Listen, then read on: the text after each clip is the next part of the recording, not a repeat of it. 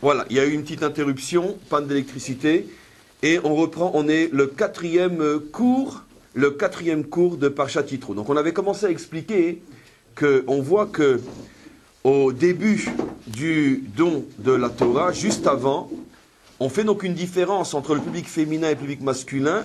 Le public féminin, on s'adresse à lui selon l'expression kotomar, et le public masculin, on s'adresse à lui selon l'expression vetaged.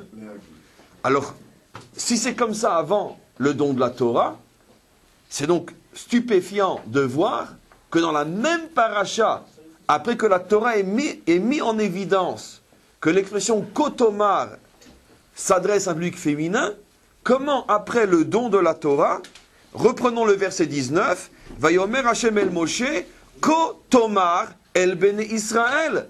Ainsi tu parleras aux enfants d'Israël. Béné Israël, c'est le même mot qu'utilisé au début de la paracha. Ça fait donc allusion, d'ailleurs, ben, aux hommes d'Israël. Mais on dit kotomar. Or, on vient d'expliquer que kotomar signifie un public féminin.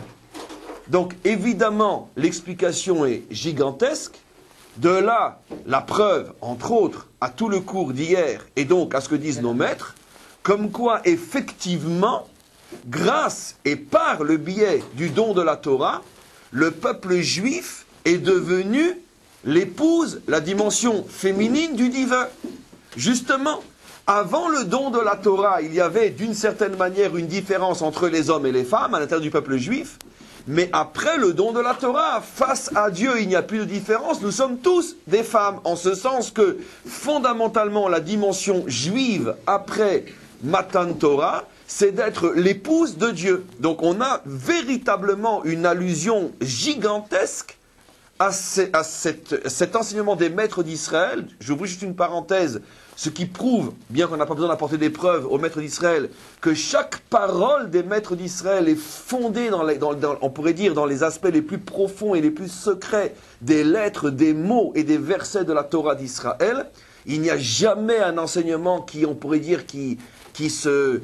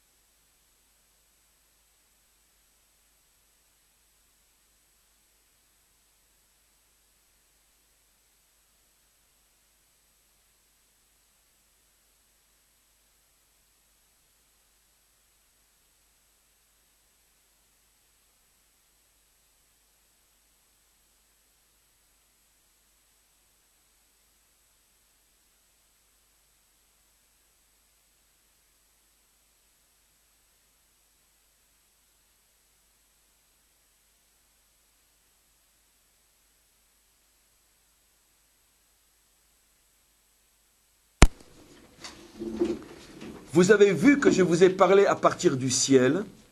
Cette expression est extrêmement évocatrice pour quelqu'un qui étudie le Talmud. Pourquoi ?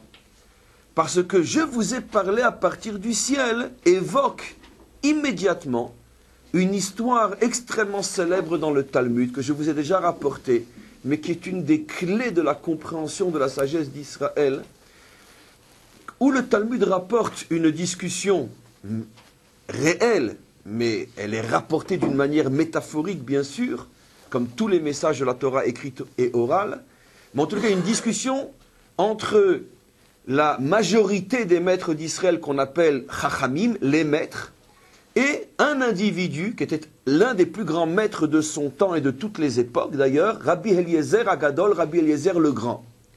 Et Rabbi Eliezer Agadol, lui, était un maître extrêmement marginal, qui était, on pourrait dire, souvent contredit par sa génération, et même très très contredit par sa génération, parce qu'il avait des prises de position au niveau de la pensée juive et de la loi juive qui étaient très différentes de celles de la majorité.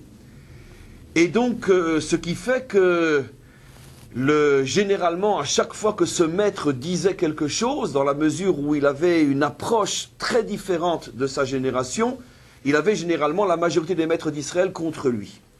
Et une fois, lors d'une discussion entre eux, apparemment, le sujet a été très important. Je ne vais pas en parler parce que ce n'est pas notre sujet à nous. Mais Rabbi Eliezer a cette fois-ci absolument voulu faire valoir que lui avait raison, qu'à dirait que ça l'importait plus que dans les autres discussions.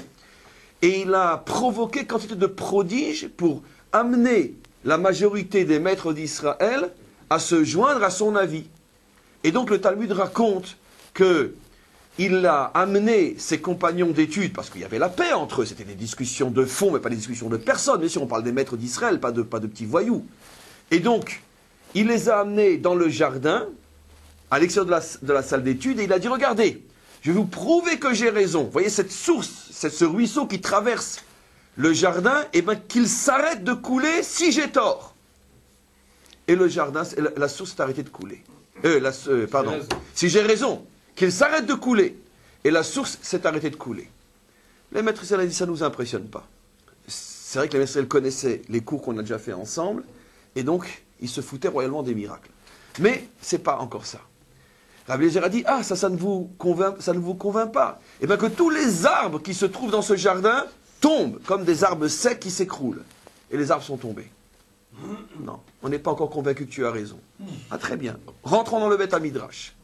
Que les murs de cette maison s'affaissent sur nous jusqu'à ce que cet endroit devienne notre tombe et jusqu'à ce que vous reconnaissiez que j'ai raison. Et les murs ont commencé à s'affaisser et les maîtres d'Israël sous les murs ont dit non, tu n'as pas raison. Bon. C'est comme ça. Mais maintenant je sors mon joker. Qu'est-ce que vous allez dire? Qu'une voix du ciel sorte et dise que la loi est comme moi. Et une voix du ciel est sortie et a dit Halacha que Rabbi Eliezer. Effectivement, la loi est comme Rabbi Eliezer. À ce moment-là, s'est levé Rabbi Yehoshua, le grand compagnon d'études de Rabbi Eliezer, compagnon au sens que c'était toujours le premier à le contredire, un vrai compagnon, car rien n'est plus horrible que la lèche. Donc un vrai compagnon, quelqu'un qui sait contredire et s'exprimer. Et Rabbi Yehoshua s'est levé et a dit on se fout de la voix. D'accord? Si Jeanne d'Arc avait su ça, elle aurait été sauvée. On se fout de la voix. Pourquoi? La Torah, elle n'est pas dans le ciel. Comme ça, il a dit. Lo bashamaim i, la Torah, elle n'est pas dans le ciel.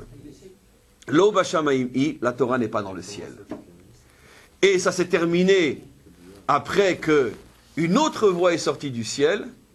C'était cette fois-ci la voix de Dieu qui disait « Mes enfants ont gagné, mes enfants ont gagné ». Ça veut dire qu'ils ne se sont pas laissés impressionner par les signes, ni même par la voix qui sortait du ciel. On pourrait passer des heures et des années sur cette histoire-là, et malheureusement, je vais l'escamoter complètement pour arriver à l'essentiel. Les maîtres disent, les commentaires donc, il est sûr d'une chose, parce que sinon on n'a rien compris à une histoire talmudique, et surtout une histoire comme celle-là. C'est que quand il y a une voix qui est sortie du ciel et qu'elle a dit la halacha est comme Rabbi Eliezer, c'était pas de la sorcellerie. Parce que Rabbi Eliezer n'est pas un sorcier, ni un idolâtre, ni un fakir, ni tout ce que vous voulez. Rabbi Eliezer, lorsqu'il est capable de faire entendre une voix du ciel, c'est véritablement une voix du ciel. C'est pas une illusion, c'est pas de la magie, c'est pas de la sorcellerie. Donc véritablement, Rabbi Eliezer est arrivé à prouver que dans le ciel, on tranchait la loi comme lui. Sinon, il devrait être arrêté et brûlé comme sorcière. Donc, automatiquement, puisqu'il arrive à faire comprendre, même au ciel, que la loi est comme lui, et le ciel se prend la peine de le faire savoir aux hommes sur terre, pour qui se prend ce petit effronté de Rabbi Yehoshua de se lever et dire « Nous, on n'est pas Jeanne d'Arc, on se fout du ciel ». Et en plus, Après, le bon Dieu se met du côté de Rabbi Yehoshua et dit, ils ont gagné les enfants, ils ont gagné. De quoi on parle? Alors, en résumant des années-lumière d'explication sur cette histoire qui est l'une des clés les plus importantes de la compréhension de ce que c'est un juif et comment il pense, le résumé est le suivant. Bien évidemment qu'il existe une vérité dans le ciel. Et cette vérité dans le ciel est véritablement vraie. Mais c'est la vérité dans le ciel. Nous, ce qu'on veut, c'est la vérité sur terre.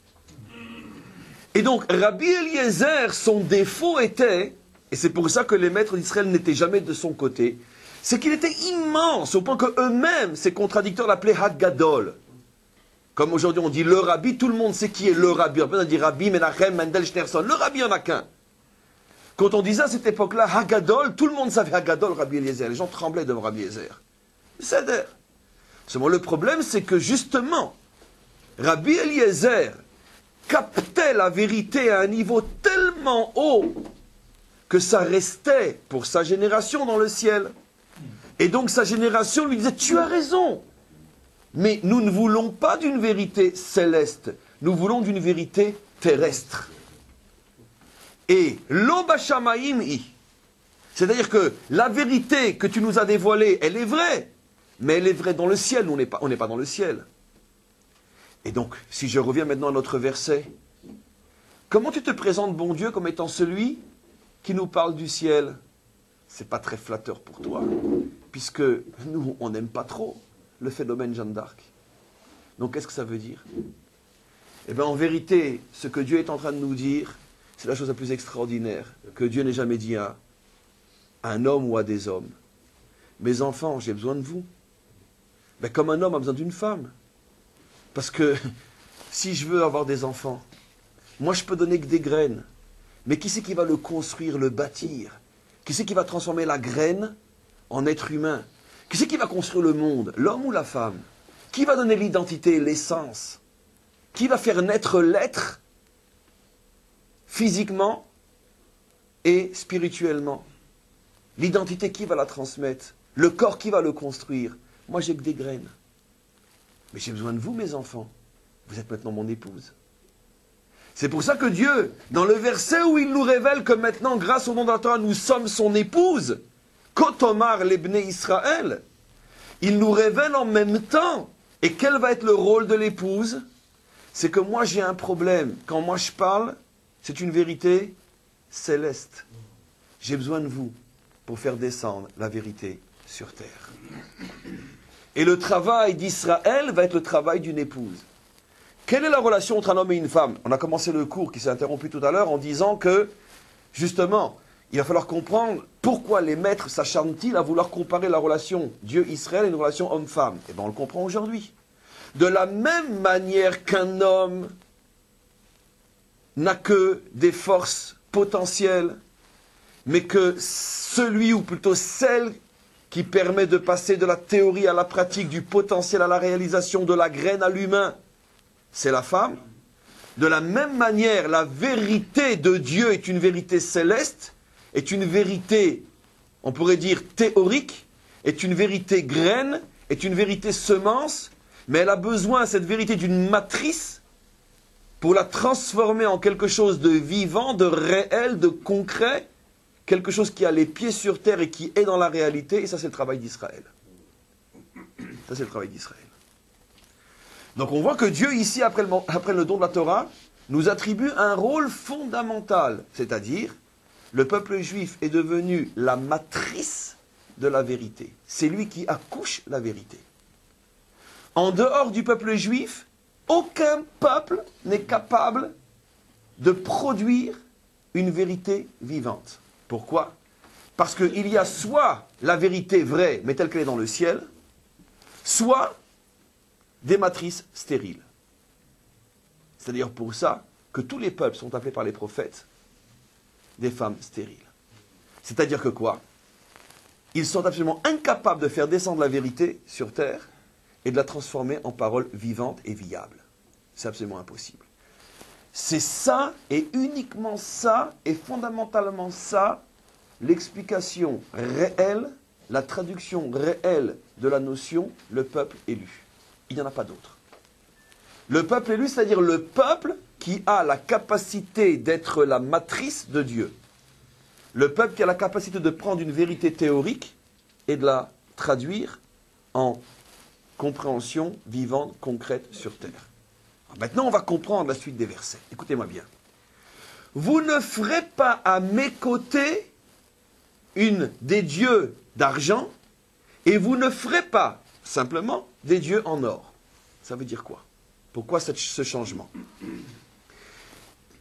Quelle est la différence fondamentale, mes amis, entre de l'argent et de l'or?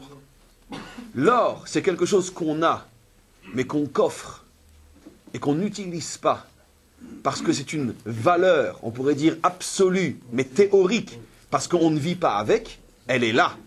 Mais c'est une référence, très bien, c'est le mot que je cherchais, vous avez compris. Une référence absolue, un critère de richesse, mais on ne vit pas avec. L'argent, c'est tout le contraire. L'argent n'a aucune valeur, comme on le sait, mais d'un autre côté, on ne vit qu'avec l'argent. Ça veut dire, dans le vécu, c'est l'argent, et dans l'absolu, c'est l'or. Tiens, on retrouve les deux notions qu'on est en train d'expliquer. Et qu'est-ce que la Torah est en train, dans son langage métaphorique, de nous révéler? Il dit comme ça. Mes enfants, je vais vous expliquer pourquoi c'est tellement important de comprendre que ma parole n'est que dans le ciel et que vous devez absolument faire descendre ma parole sur terre. Et surtout ne pas vivre au niveau d'une religion théorique. D'accord? C'est-à-dire des grandes phrases, des grands principes, des grands tout, mais dans la réalité on fait tout le contraire parce que ce n'est pas viable. Comme la plupart des religions. L'opium, le fantasme, l'irréalisable et l'irréaliste, l'utopie totale, la religion du ciel. Mon royaume n'est pas de ce monde, etc.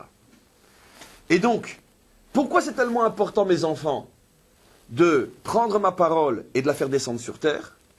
Parce que si vous ne la faites pas descendre sur terre, eh bien, c'est d'autres idéologies qui prendront cette place. Et donc, écoutez-moi bien, à côté de moi, vous allez forcément et nécessairement mettre autre chose. Ne faites pas avec moi, iti, à mes côtés, des dieux d'argent. C'est-à-dire, comment qu'il faut lire le verset?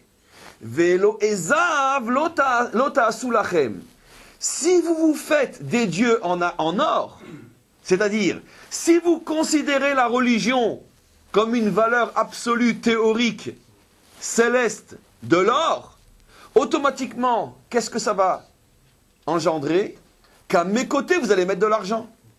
C'est-à-dire, comme on ne peut pas vivre au niveau de l'or, et que dans la réalité concrète, il faut bien quelque chose qui nous fait vivre, eh bien, comme moi, si vous me transformez en or, automatiquement, vous allez devoir mettre à mes côtés de l'argent. Vous avez compris comment j'ai expliqué? Lotasu iti Elohe kesef. Kesef représente ce qui nous permet de vivre sur terre. Et le verset continue. Velotasu paiti, velotasu Elohe zahav. Comment j'ai expliqué le verset?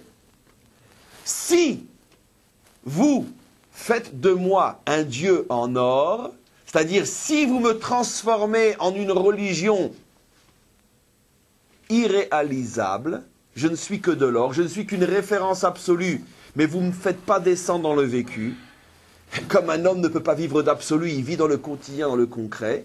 Vous allez donc être obligé de mettre à mes côtés iti, Elohe kesef, c'est-à-dire donc des idéologies étrangères, mais qui vont vous servir d'argent. Ça veut dire de moyens de vivre. Alors, c'est doute, il n'y a pas un complément sur l'or, je ne sais plus si c'est la hiérarchie et le... Oui, absolument. C'est la hava. L'or représente aussi dans d'autres symboles la crainte et l'argent, l'amour. Ça veut dire, donc c'est exactement le même concept, si vous me placez tellement, tellement, tellement haut, comme de l'or qui est respectable, qu'on honore, qu'on craint, mais pour la vie de tous les jours, ce que vous aimez dans le quotidien, c'est pas moi, et bien automatiquement, c'est de ça que parle le verset, dit d'une autre manière. Et donc, automatiquement, on comprend maintenant que la Torah est en train justement d'expliquer quel est le rôle d'Israël et pourquoi Israël doit être la matrice qui transforme la graine en enfant, la graine en arbre. Pourquoi? Parce que dans la mesure où je vous préviens que la vérité que je vous dévoile est une vérité céleste, une parole en or, si vous ne faites pas l'effort de transformer cet or en argent, eh bien, comme de toute façon l'homme sur terre ne peut pas vivre que dans le ciel, pour pouvoir vivre sur terre, vous devrez donc nécessairement vous inventer d'autres idéologies, d'autres religions, d'autres motifs et raisons de vivre que vous placerez à mes côtés.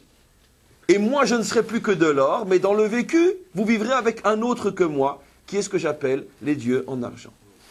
Regardez comme l'image, elle est profonde et elle est vraie. L'or, comme je disais tout à l'heure, on le met bien à l'abri, on le coffre, et de temps en temps, pour se rassurer, on l'ouvre, ah ouais, c'est bon, et on referme. Mais dans la réalité, dans les poches, on a plein d'argent ou de bronze, de rien, de pas grand-chose, mais pourtant on vit avec. Donc la nullité dans les poches, d'accord, et la grandeur dans le fantasme. Eh bien, exactement de la même manière, transformer, on pourrait dire, en termes vécus, ça veut dire quoi? Ça veut dire que si vous faites de moi une religion d'église ou les avdil de synagogue, mais que dans le vécu, dans le quotidien, dans la rue, vous vivez sans moi. Et pourquoi vous vivez sans moi? Parce que vous m'avez placé tellement haut dans le ciel que de toute façon c'est irréalisable. Eh bien c'est exactement de ça que je parle. Ne me mettez pas dans le coffre, est en train de dire Hachem. Je ne suis pas de l'or, je voudrais être de l'argent. Je ne demande pas grand-chose, je préfère être de l'argent que de l'or. Vivez avec moi, me foutez pas au coffre. Je ne suis pas votre valeur sûre. Je ne suis pas votre fantasme. Je suis avec vous dans la réalité concrète. Dans les moindres détails de votre réalité concrète. Comme ton argent que tu as dans la poche, emmène-moi avec toi. Ne me mets surtout pas dans une église. Et encore moins dans une synagogue. Je ne veux surtout pas être là-bas. Je veux être avec vous dans la rue. D'accord. Maintenant on comprend le verset, mais il est... Je ne peux plus parler. Il est génial. L'otaasu iti Elohe kesef. Ne mettez pas un autre que moi pour être la valeur d'argent. Et si vous me demandez, et pourquoi on en prendrait un autre que toi pour être l'argent? Le verset continue, il nous dit, et parce que l'otaasu lachem Elohezav, si vous me transformez en or, je ne serai plus votre argent. Et moi, le bon Dieu, je ne demande pas grand-chose, je préfère être de l'argent que de l'or. Je ne supporte pas d'être mis dans un coffre. Je ne supporte pas le croyant qui, dans la rue, se comporte comme un voyou, et puis quand il rentre dans une église, il enlève son chapeau, quand il rentre dans une synagogue, il met son chapeau, mais dans les deux cas, c'est le même idiot qui vient avoir son or dans le coffre. Je veux pas être comme ça. Je veux pas de ça. Je suis pas le bon Dieu en or. Ben non, je suis le bon Dieu en argent. Ça, c'est ce qu'on dit. Ah, maintenant, on continue, on comprend le verset. Et qu'est-ce qu'il demande, le maître du monde? Misbeach Adama Ta'asuli. Je veux un lieu de culte sur terre, Adama. Regardez maintenant comment toute la lecture, elle est. Misbeach Adama Ta'asuli. Moi, je ne veux pas rester dans le ciel. Descendez-moi sur terre. Mon royaume n'est que de ce monde. Misbeach Adama Ta'asuli. Qu'on peut comprendre dans les deux sens. D'abord, je ne veux pas être dans le ciel, et après, je ne veux pas être en Chutz La'aretz. C'est pas ma terre, c'est pas mon endroit. Ramenez-moi chez moi, sur et dans ma terre. Misbeach Adama. La seule terre qui, comme on le sait, dans la Torah s'appelle Adama, c'est la terre d'Israël. Pour nous, les autres terres ne sont pas Adama. Adama, c'est la terre d'Israël. Misbeach Adama Ta'asuli. Ce verset doit crier dans l'âme juive et dans chacun d'entre nous. Tant que vous ne m'aurez pas ramené sur ma terre, je resterai un Dieu céleste. Et je vous supplie de me sortir de cette situation insupportable. Parce qu'un juif qui vit en Chutz La'aretz, c'est évident qu'il vit avec un Dieu céleste. Et qu'il a coffré Dieu dans la synagogue ou dans la yeshiva. Mais quand il sort dans la rue, qu'il est dans le métro, il a le bon Dieu avec lui dans la poche? Bien sûr que non. Ou s'il le croit, c'est encore pire. Il n'y a qu'en Eretz Israël qu'on peut dire quand même dans la rue, on a le bon Dieu dans la poche. Ou on est dans sa poche, peu importe. Mais le principal, c'est qu'il y a quelqu'un dans une poche. Peu importe. Et donc c'est pour ça qu'il nous dit, Misbeach Adama Ta'asuli, ramenez-moi sur ma terre. Mais en tous les cas, le sens premier, et celui-là est incontestable, c'est ne me laissez pas dans le ciel, descendez-moi sur terre. Et maintenant, regardez comment le verset continue. Ve'im mizbe'ar avanim ta'asuli. Et quand vous me ferez un misbéar en pierre, puisque j'ai dit que je vais être sur terre, donc je vais être dans le minéral, je ne vais pas être dans le céleste, je vais être dans le concret. Le concret le plus concret, c'est la pierre. La pierre, c'est l'éternité du minéral, ce qui ne bouge pas. Donc Dieu dit, faites-moi rentrer d'une manière éternelle dans ce monde, comme la pierre qui ne bouge pas, comme le kotel, les pierres du kotel qui sont le symbole de l'éternité d'Israël. Je veux être sur terre comme une pierre est sur terre, on ne peut pas la détruire. C'est ce que je vous demande, mes enfants. Alors le maître du monde nous dit, mais quand vous comprendrez que je vais être sur terre, Adama, et que sur terre je vais être comme de la pierre, Avanim, c'est ça que le verset dit une fois, Misber Adamé, après dit Misber Avanim, pour dire que d'abord, première explication, je veux que vous me descendiez sur terre. Mais sur terre, on peut être aussi fragile comme un arbre, comme une rose, comme une plante, comme du sable. Non, je veux être sur terre, mais être Avanim. Je veux que vous me mettiez sur terre pour l'éternité. Seulement, il y a un problème. C'est que, généralement, tous les hommes sur terre, toute religion et toute idéologie confondue, dès que tu veux amener une idée sur terre, le propre et l'essence même de la terre, c'est qu'il y a toujours de l'opposition, parce que dans le ciel, tout le monde il est beau, tout le monde il est gentil, c'est pour ça que toutes les religions ne rêvent et ne parlent que du ciel. C'est tellement facile là-bas, personne ne nous dérange. Mais sur terre, comme c'est le vrai monde, c'est pas si facile que ça. Et donc, dès que tu veux sur terre réaliser quelque chose, tu dois t'affronter à de l'opposition. Et généralement, quand un homme se sent investi d'une mission, ce qui est le plus dangereux d'ailleurs, qu'est-ce qu'un homme qui se sent investi d'une mission pour la vivre et la faire vivre, qu'est-ce qu'il fait? D'accord? Zorro. Il vit à la pointe de son épée, ou plutôt au tranchant de son épée. Le maître du monde nous dit un deuxième verset ici qui crie dans toutes les générations. Ne construisez pas mon lieu de culte avec votre épée. Voilà. Cette lecture, elle vaut un Oscar. Elle vaut le retour de l'humanité tout entière à la vérité vraie, la vérité d'Israël. Le maître du monde nous dit, regardez-moi comment on va lire ce verset. Ve'im misber avanim ta'asuli. Puisque je vous demande de me faire descendre sur terre et d'une manière durable, vous auriez tendance à dire, mais tu sais, mon Dieu, il y a tellement d'hérétiques sur terre. Tu nous permets un petit peu l'épée comme les autres? Non. Lotivne eten gazit. Vous ne trancherez la tête à personne. Gazit, ça veut dire l'ixor, couper. Ki charbecha et nafta, si tu oses lever ton épée, vetachalalea, tu m'auras profané. D'accord. Ni le glaive des croisés, et ni le sabre de la djihad. Le signe absolu d'une religion fausse, c'est celle qui augmente le nombre de ses adeptes au tranchant de son épée. La Torah nous dit, une fois pour toutes, que ma maison à moi, surtout, n'y mettez pas votre épée. Et c'est pour ça que j'avais commencé à poser la question, pourquoi le bon Dieu est tellement compliqué? Bon, on sait qu'il est compliqué, mais à ce point compliqué qu'il faut qu'on arrive à trouver un petit chamir, un petit insecte qu'on va mettre sur le... Vous imaginez, d'accord? Vous imaginez? Alors qu'une épée, parce que le maître du monde veut tellement nous faire sentir à quel point il a haï plus que tout ceux qui osent sortir une épée en son nom, qu'il nous dit même dans un contexte de shalom, de paix, pour construire une maison, je ne veux pas voir d'épée. Je souffre tellement de l'épée des croisés ou de l'épée de la djihad que moi, je demande au moins à un peuple sur terre de comprendre que l'épée est à l'extrême opposé de la volonté véritable de Dieu. Ça, c'est ce qui a marqué. Et donc, finalement, la Torah termine cette paracha d'une manière, on pourrait dire, grandiose, brillantissime, où elle finalement, elle expose les points fondamentaux de ce que va être l'histoire du peuple juif, puisque finalement, on pourrait dire, d'ailleurs on aurait dû faire un petit déjeuner, quand on a l'habitude de le faire, avec un petit lechaïm. Je vous signale que ça y est, aujourd'hui, cette semaine, on est né. On est né dans Parshat Yitro. Jusqu'à Parshat Yitro, il n'y avait pas de peuple juif, il y avait des tribus, tout ce que vous voulez.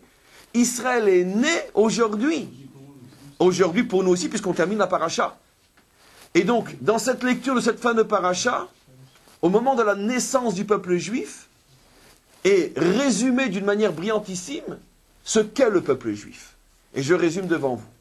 Le peuple juif est la matrice de la vérité, c'est-à-dire, le peuple juif a pour vocation de prendre la vérité divine qui est céleste, théorique, inviable et dangereuse, parce qu'elle fait sortir l'homme de ce monde, et parce que finalement, elle fait grandir en lui les fantasmes et l'illusion, l'opium ou le fanatisme, peu importe.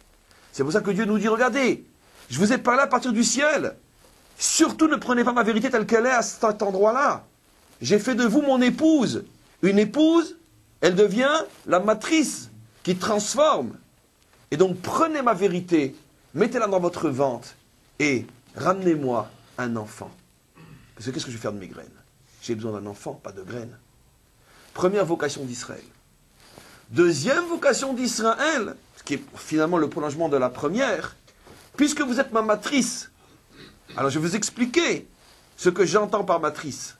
Tant que ma vérité ne sera pas viable et vécue sur terre, dans ce monde, dans le quotidien, dans la rue, alors vous n'aurez pas encore accompli votre mission.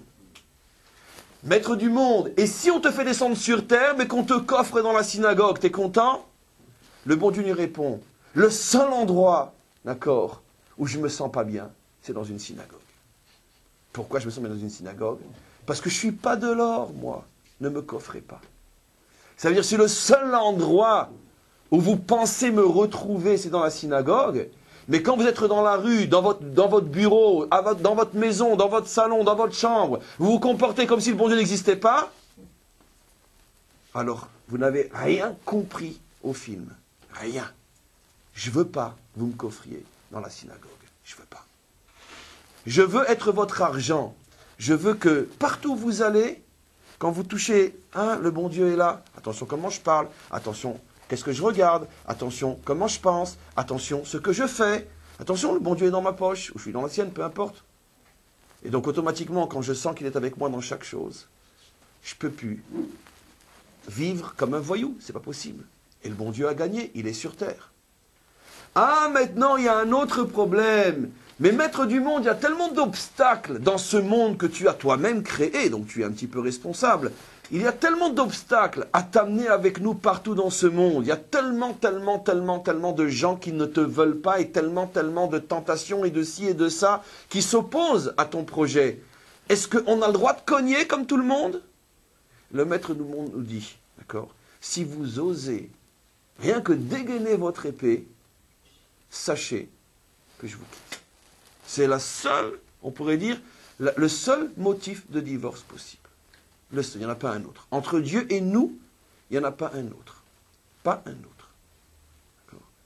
Et on peut même dire et rajouter que s'il est vrai que Israël a fauté et transgressé dans son histoire, toutes les fautes possibles, inimaginables que Dieu avait interdit de transgresser, grâce à Dieu, bon Hachem, on a au moins l'expérience de la faute. On ne pourra pas dire qu'on est des religieux frustrés. Mais il y en a une et une seule que nous n'avons jamais transgressée, puisque c'est l'essence même du judaïsme qui est l'antiprosélytisme par excellence, qui a, on pourrait dire, en horreur, en abjection, en objection, la notion de prosélytisme, d'accord? Il y a une seule chose qu'on n'a jamais fait, qu'on ne pourra jamais faire, parce que c'est l'anti-nature juive par excellence, de prendre son épée et de dire à quelqu'un, si tu n'es pas juif comme moi, je te coupe la tête. C'est une chose qu'Israël n'a jamais fait. Pourquoi? Parce que Israël sait que ça, c'est la seule et unique clause au mariage éternel entre lui et nous. On a parlé hier de mariage éternel, et là, la clause, elle est donnée. Mes enfants, je sais qu'un jour vous allez me faire un veau d'or, vous allez danser autour comme des sioux, je sais. Je sais qu'un jour, en plein Jérusalem, vous allez profaner le Shabbat. Je sais qu'un jour viendra un roi, peu importe son nom, qui va sortir mon arche du Saint des Saints et qui va mettre dedans la statue d'une femme nue. Je le sais tout ça. Et je sais que dans l'histoire, il y aura des délateurs et des bandits et des méchants et tout ce que tu veux. Je sais que le peuple juif va produire beaucoup, comme tout le monde, etc.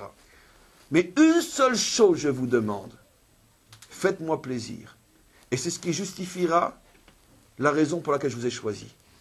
Ne convertissez jamais personne de force. Jamais, jamais, jamais.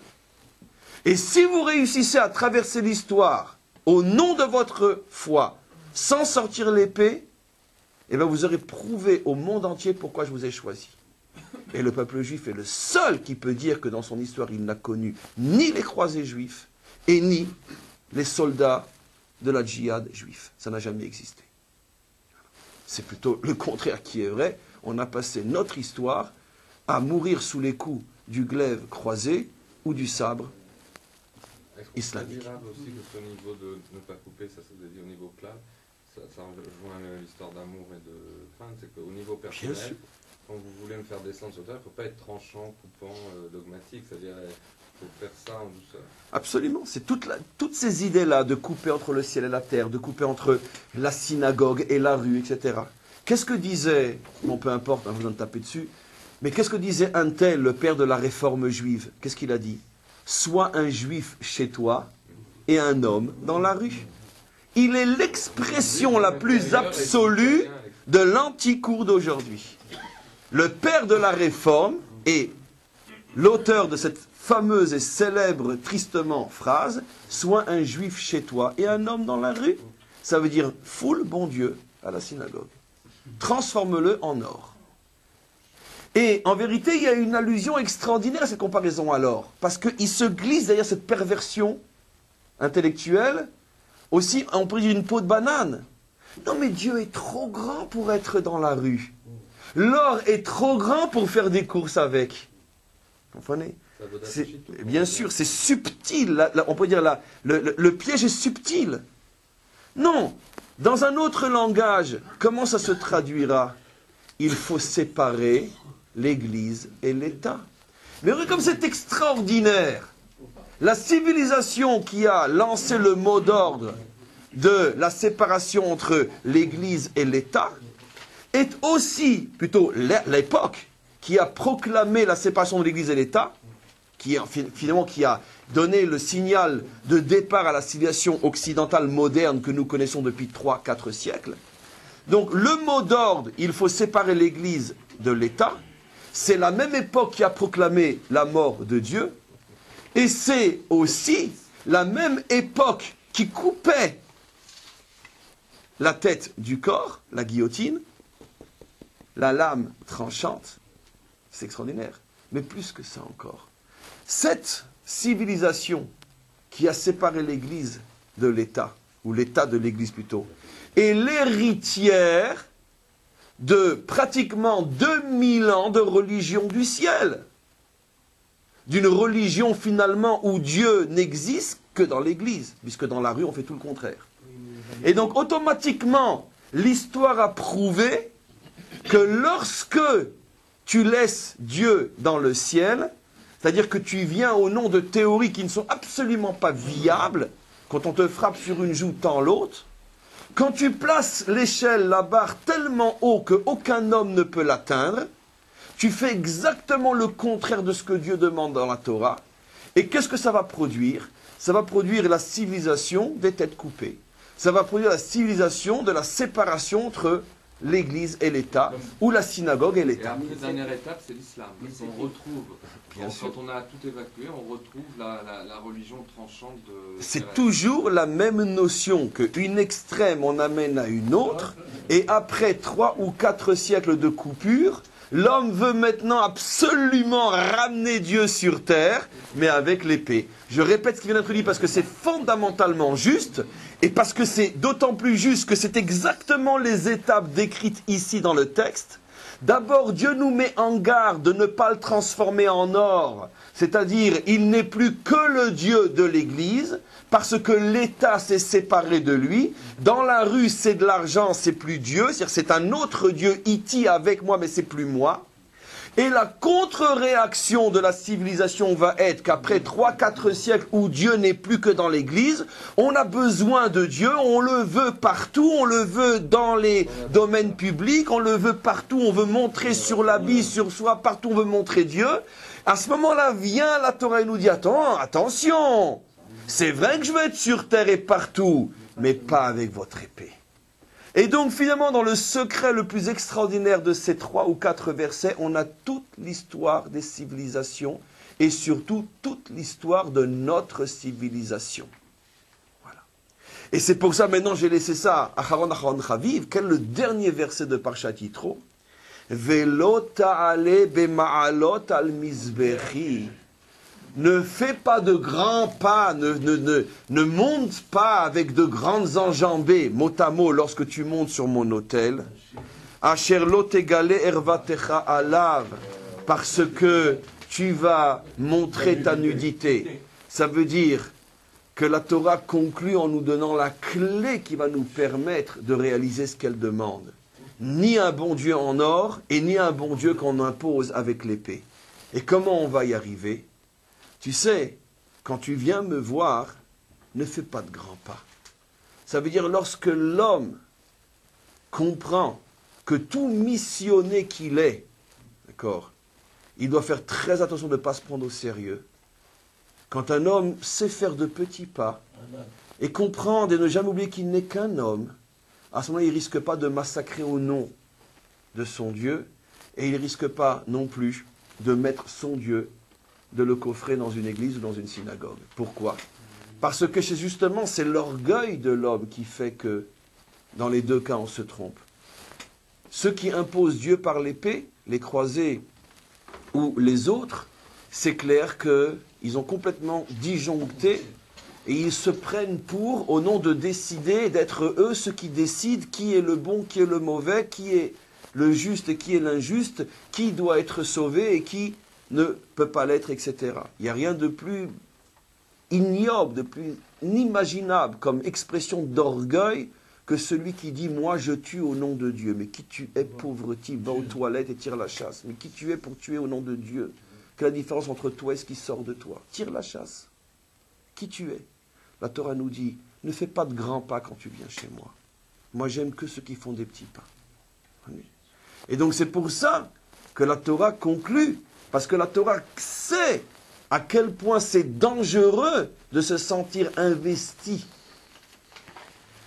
de la lumière de Dieu. Comme on l'a expliqué, qu'on explique toujours, les plus grandes crapules de l'histoire se croyaient messie ou missionnés par Dieu, c'est plus ou moins le même mot.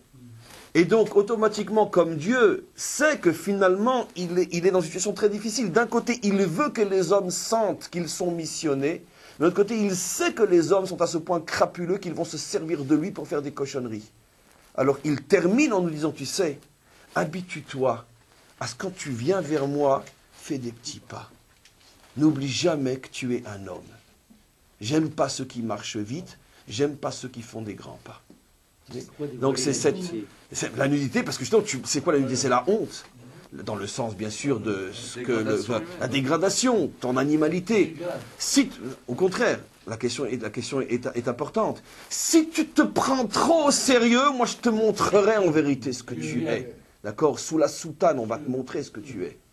Bien sûr, on le sait très bien ce qui se passe sous la soutane.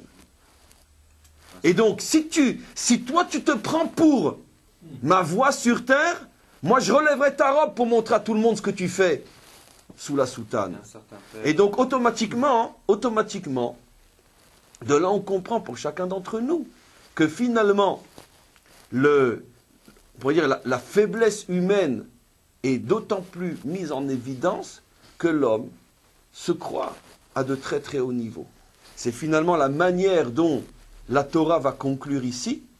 Je conclus une alliance avec vous, je fais un pacte avec vous, je veux être dans votre poche comme de l'argent, je vous demande de m'emmener partout où vous êtes, je veux être sur terre, mais d'un autre côté, n'oubliez jamais que c'est un cadeau que je vous fais, parce que vous êtes et vous serez toujours et vous resterez tellement petits que ne l'oubliez jamais et faites de petits pas quand vous venez me voir.